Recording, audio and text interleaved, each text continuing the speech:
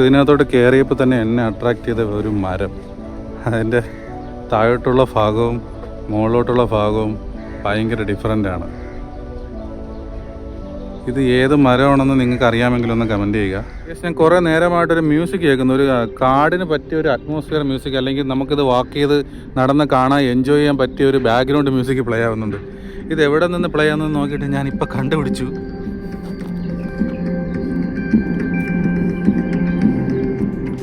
Hi, hello. പുള്ളിക്കാരിയുടെ തലയിൽ 2 എണ്ണം.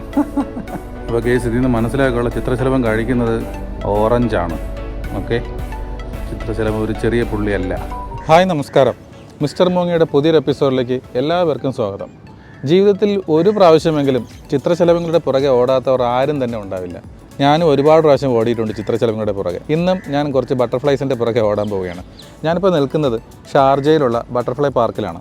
ഷാർജയിൽ ബട്ടർഫ്ലൈ പാർക്കിൻ്റെ ലൊക്കേഷൻ വരുന്നത് റോളയിൽ നിന്ന് ഏകദേശം ഒരു 3 കിലോമീറ്റർ മാറി നൂർ ഐലൻഡ് എന്ന് പറയുന്ന ഒരു ഐലൻഡിനകത്താണ്. ഈ ഐലൻഡ് എന്ന് പറയുന്നത് ആക്ച്വലി ഒരു വലിയ പാർക്കാണ്. അതിൻ്റെ അകത്തൊരു ചെറിയ സ്പേസ് മാത്രമാണ് ബട്ടർഫ്ലൈ പാർക്ക് എന്ന് പറയുന്നത്. ഇവിടുത്തെ ഫീസ് എന്ന് പറയുന്നത് 50 ദിർഹമാണ്. 50 ദിർഹം എന്ന് പറയുന്നത് 35 ദിർഹം നമുക്ക് പാർക്ക് ചുറ്റി സഞ്ചരിക്കാനും 15 ദിർഹം നമുക്ക് ബട്ടർഫ്ലൈ പാർക്കിനകത്തുള്ള എൻട്രി ഫീസുമാണ്. ഇതിനകത്ത് എന്തൊക്കെ ഉണ്ട് എന്നുള്ള കംപ്ലീറ്റ് കാര്യങ്ങൾ നമുക്കിവിടെ കാണാൻ പറ്റും. ബട്ടർഫ്ലൈ ഹൗസ് ഉണ്ട്, ചിൽഡ്രൻസിൻ്റെ പ്ലേ ഗ്രൗണ്ട് ഉണ്ട്, ഒരുപാട് സംഭവങ്ങളുണ്ട് കാണാൻ. സോ അകത്തോട്ട് നമുക്ക് എന്തായാലും കയറി നോക്കാം.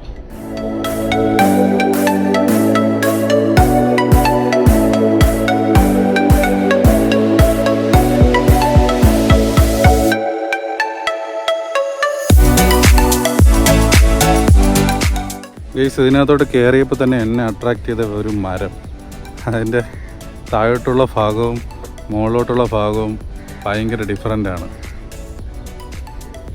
ഇത് ഏത് മരമാണെന്ന് നിങ്ങൾക്ക് അറിയാമെങ്കിൽ ഒന്ന് കമൻറ്റ് ചെയ്യുക. എനിക്കറിയില്ല. ആ മരത്തിനൊരു പ്രത്യേകത എന്ന് പറയുന്നത് ഈ മരത്തിൽ കംപ്ലീറ്റ് മുള്ളുകളുണ്ട്. ഓക്കെ, നല്ല കട്ടിയുള്ള മുള്ളുകളുണ്ട്. അത് ഈ മരം ഏതെന്ന് അറിയാമെന്നുള്ളവർ ഒന്ന് കമൻറ്റ് ചെയ്യുക. പിന്നെ എൻ്റെ ഏരിയയെക്കുറിച്ച് പറയണമെന്നുണ്ടെങ്കിൽ അത്യാവശ്യം നല്ല വലിപ്പമുള്ളൊരു ബിൽഡിംഗ് ആണ്. ദൂരെ നിന്ന് വന്നപ്പോൾ ചെറിയൊരു സ്പേസ് ആണെന്ന് തോന്നിയെങ്കിലും ഇതിൻ്റെ റൂഫൊക്കെ അത്യാവശ്യം നല്ല വലിപ്പമുള്ളതാണ്. അപ്പോൾ ഇതിനകത്ത് ഒരുപാട് ചിത്രശലഭങ്ങളെ കാണാൻ പറ്റുമെന്ന് പ്രതീക്ഷിക്കുന്നു. നമുക്ക് അതേറി നോക്കാം. പിന്നെ ഇവിടുത്തെ റേറ്റ് വരുന്നത് 50 ദിർഹമാണ്. 15 ദിർഹം എന്ന് പറയുന്നത് ഇതിനകത്ത് കയറി കാണാനുള്ള റേറ്റാണ്. ബാക്കി 35 ദിർഹം എന്ന് പറയുന്നത് ഇവിടുത്തെ ഒരു എൻട്രി ഫീസാണ്. സോ നമുക്ക് എന്തായാലും അകത്ത് കയറി നോക്കാം. ഇതാണ് ടിക്കറ്റ്. ഈ 50 ദിർഹം എടുത്തു കഴിഞ്ഞാൽ ഇതിനകത്ത് കയറുകയും ചെയ്യാം, നമുക്കിത് ഫുള്ള് ചുറ്റി കാണുകയും ചെയ്യാം. സോ എന്തായാലും നമുക്ക് കയറി നോക്കാം.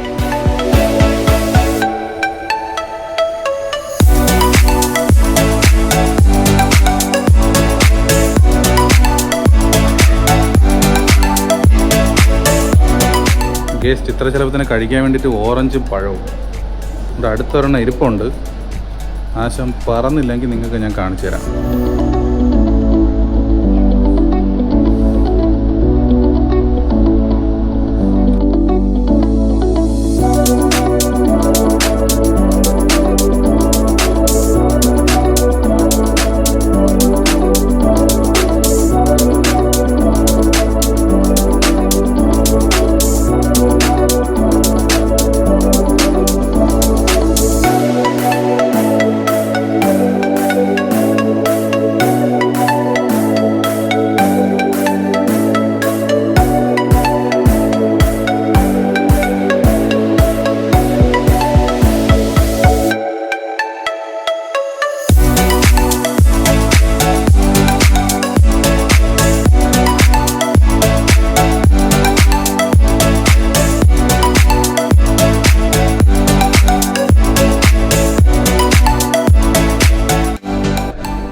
കൂടെ ഒരു കൊച്ചു കുട്ടി കണ്ടിരുന്നു. പുള്ളിക്കാരിയുടെ കയ്യിൽ ചിത്രശലഭം വന്നിരിപ്പുണ്ട്. യുവർ ഹെഡ് തലയിൽ വന്നിരിപ്പുണ്ട്. Big one. Hi, hello. പുള്ളിക്കാരിയുടെ തലയിൽ 2 എണ്ണം. അപ്പോൾ കേസ് ഇതിൽ നിന്ന് മനസ്സിലാക്കാനുള്ള ചിത്രശലഭം കഴിക്കുന്നത് ഓറഞ്ചാണ്. ഓക്കെ, ചിത്രശലഭം ഒരു ചെറിയ പുള്ളിയല്ല. കേസ് ഒരു ബട്ടർഫ്ലൈ. ഇവിടുത്തെ ബട്ടർഫ്ലൈ കുറച്ച് ഫ്രണ്ട്ലി ആണെന്ന് തോന്നുന്നു.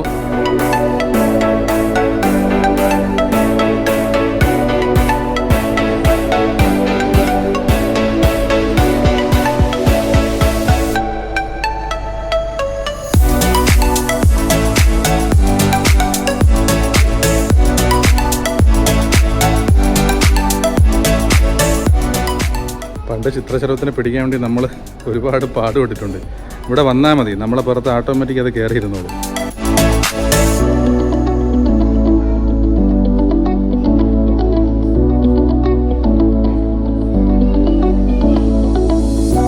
ഇത് കുറച്ച് വലുതാണ് കേട്ടോ, ചെറിയ കാണുന്ന സൈസല്ല, കുറച്ച് വലിയ ചിത്രശലഭമാണ്. ഇതൊക്കെ ഏത് റെയർ ഐറ്റം ആണെന്ന് എനിക്ക് തന്നെ അറിയില്ല. Hello, hi. എൻ്റെ പ്രേക്ഷകരുടെ അടുത്തൊന്ന് സബ്സ്ക്രൈബ് ചെയ്യാൻ പറയുമോ പ്ലീസ്? യെസ്, ഞാൻ ഈ എടുത്തുകൊണ്ടിരിക്കുന്ന മൊബൈലിലാണ് ഞാൻ ഷൂട്ട് ചെയ്തുകൊണ്ടിരിക്കുന്നത്. ഇത് സോണിയുടെ മൊബൈലാണ്, സോണിയുടെ Xperia 1 Mark 5 എന്ന് പറയുന്നൊരു മൊബൈലാണ്. അത്യാവശ്യം നല്ല വ്ളോഗൊക്കെ ചെയ്യാൻ പറ്റിയ മൊബൈലാണ്. ഈ മൊബൈലിനെ കുറിച്ച് കൂടുതൽ അറിയണമെങ്കിൽ ഒന്ന് കമൻറ്റ് ചെയ്ത് കഴിഞ്ഞാൽ അതിൻ്റെ ഒരു വീഡിയോ ഞാൻ ഉറപ്പായിട്ടും ചെയ്യാം. ഡെയിലി ഇവിടെ ആൾക്കാർ വരുന്നതുകൊണ്ട് ഇതിന് വലിയ പേടിയില്ല.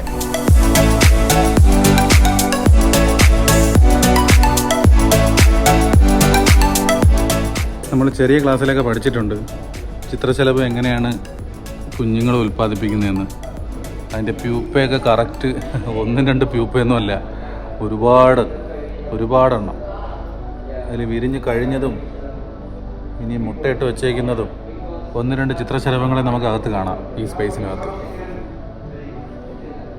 ഇവിടെ കൂടുതലും ഉച്ച സമയത്ത് വരാൻ വേണ്ടിയിട്ട് നോക്കുക. കാര്യം ഇവിടെ വെട്ടമുള്ള സമയത്ത് മാത്രമേ ചിത്രശലഭങ്ങൾ ആക്റ്റീവായിട്ടിരിക്കുകയുള്ളൂ. ഇല്ലെങ്കിൽ ഇത് കുറച്ച് ഹൈറ്റിനൊക്കെ പറന്ന് പോയിരുന്ന് കഴിഞ്ഞാൽ നമുക്കതിനെ കാണാൻ പറ്റില്ല. സോ പകൽ സമയം ഒരു 11 മണിക്കും 3 മണിക്കും അകത്ത് വരികയാണെന്നുണ്ടെങ്കിൽ ഈ ഗ്ലാസിൻ്റെ അകത്തൂടെ ഇവിടെ ഒരുപാട് വെളിച്ചം കാണും. ആ സമയത്ത് ഇത് ഭയങ്കര ആക്റ്റീവായിരിക്കും. ഇതുപോലെ ഇപ്പോൾ നിങ്ങൾക്ക് ദൃശ്യങ്ങളിൽ കാണാം, ഇതുപോലെ ഇങ്ങനെ പറന്ന് നടക്കും. നമ്മുടെ അടുത്തൊക്കെ തന്നെ പറന്ന് നടക്കും. ഓക്കെ, സോ പകൽ വരാൻ ശ്രമിക്കുക, കൂടുതലും ഉച്ച സമയത്തൊക്കെ വരാൻ വേണ്ടിയിട്ട് ശ്രമിക്കുക. ചിത്രശലഭം എങ്ങനെയാണ് കഴിക്കണമെന്ന് ചോദിച്ചു കഴിഞ്ഞാൽ എൻ്റെ ഫ്രണ്ടിലൊരു കൊമ്പ് പോലത്തെ ഒരു സാധനമുണ്ട്. അത് ഉപയോഗിച്ച് ഈ ഫ്രൂട്ട്സിൻ്റെ ഇടയിലോട്ട് പതുക്കെ ഇറക്കി അതിൽ നിന്ന് ചാറ് ഊറ്റിയാണ് കുടിക്കണമെന്നാണ് എനിക്കിപ്പോൾ മനസ്സിലായത്.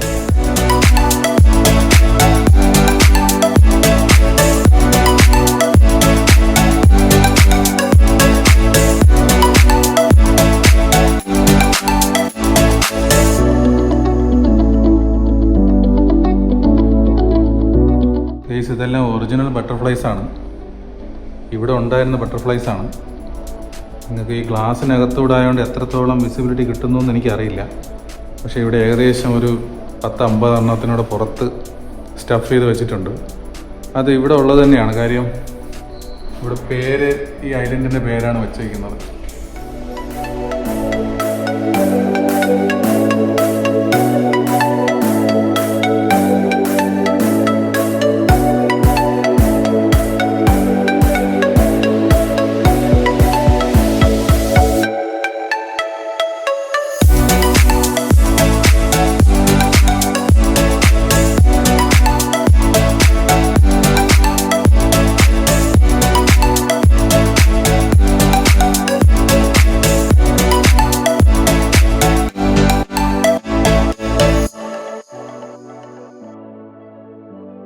അപ്പോൾ നമ്മൾ ചിത്രശലഭങ്ങളെ കണ്ടിറങ്ങി.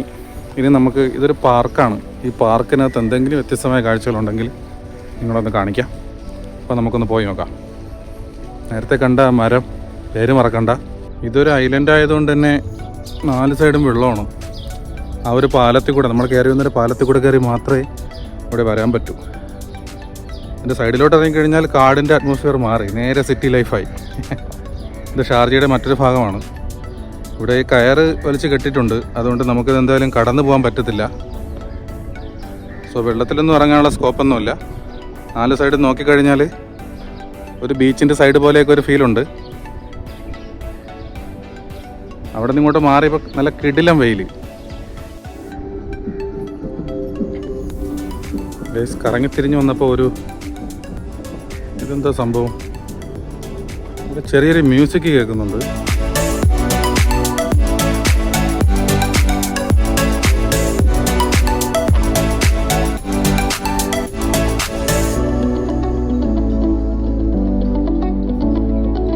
സംഭവം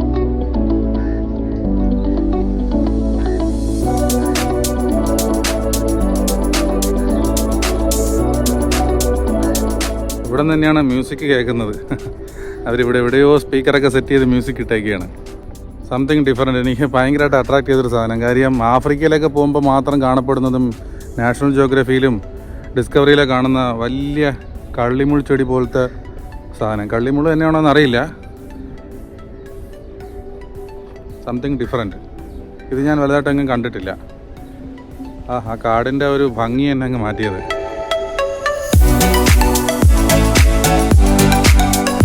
അതുവഴി ഞാനങ്ങ് പോകാൻ പോയിരുന്നു. പക്ഷേ ഇങ്ങോട്ട് വെറുതെ ഒന്ന് നടക്കാമെന്ന് പറഞ്ഞിരുന്നു. പക്ഷേ ഇത് മിസ്സായതിന്.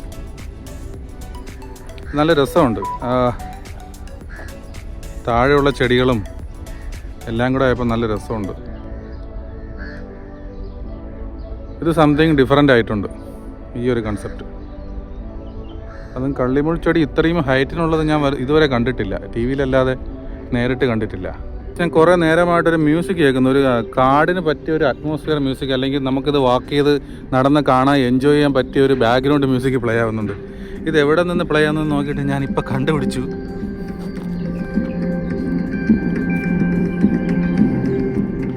സംഭവം റോഡിൽ വരെ ഒരു സ്പീക്കറൊക്കെ സെറ്റ് ചെയ്ത് ഒരു മൂഡ് ക്രിയേറ്റ് ചെയ്യാൻ വേണ്ടിയിട്ട് മ്യൂസിക്കൊക്കെ ഇട്ടിട്ടുണ്ട്. എന്തെല്ലാം രീതിയിൽ ഏതെല്ലാം കാര്യങ്ങൾ അവർ മൈന്യൂട്ട് കാര്യങ്ങൾ അവർ നോക്കി ചെയ്യുന്നു എന്ന് നമുക്കിതിൽ നിന്ന് മനസ്സിലാവും. ബട്ടർഫ്ലൈ പാർക്കിൻ്റെ വിശേഷങ്ങൾ ഇവിടെ തീരുകയാണ്. എന്തായാലും ഞാനിവിടെ നിന്ന് ഇറങ്ങി തിരിച്ച് റൂമിലോട്ട് പോവുകയാണ്. ഈ വീഡിയോ നിങ്ങൾക്ക് ഇഷ്ടപ്പെട്ടിട്ടുണ്ടെങ്കിൽ ഒന്ന് ലൈക്ക് ചെയ്യുക, ഒന്ന് സബ്സ്ക്രൈബ് ചെയ്യുക. എന്തായാലും UAE ഒരുപാട് സ്ഥലങ്ങൾ കവർ ചെയ്യാനുണ്ട്. പുതിയ വിശേഷങ്ങളായിട്ട് ഉറപ്പായിട്ടും വീണ്ടും കാണാം. അതുവരേക്കും ബൈ.